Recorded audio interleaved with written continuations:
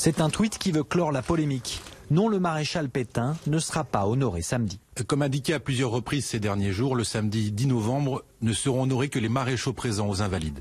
Pourtant, l'état-major des armées, comme le document officiel des cérémonies du 11 novembre, affirme au contraire que le président rendra hommage non pas à 5, mais aux 8 maréchaux de la Grande Guerre. Ceci inclut donc le maréchal Pétain. Dès ce matin, Emmanuel Macron se justifiait d'ailleurs de ce choix. Je ne fais aucun raccourci, mais je n'occulte aucune page de l'histoire. Et le maréchal Pétain a été, pendant la Première Guerre mondiale, aussi un grand soldat. Voilà. C'est une réalité de notre pays.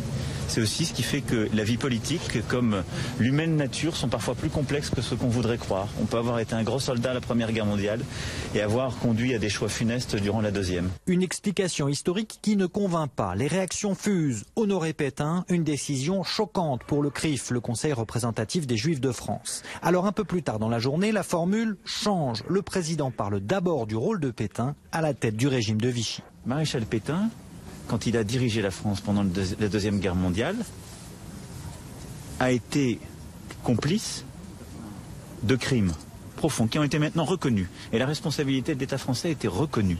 Je l'ai dit, j'ai été clair sur ce point. Mais Pétain, avant, a été un maréchal de la Grande Guerre. Et donc, ça n'est pas... Il faut regarder l'histoire en face. Le général de Gaulle l'avait aussi dit lorsqu'il a été à Douaumont en 1966.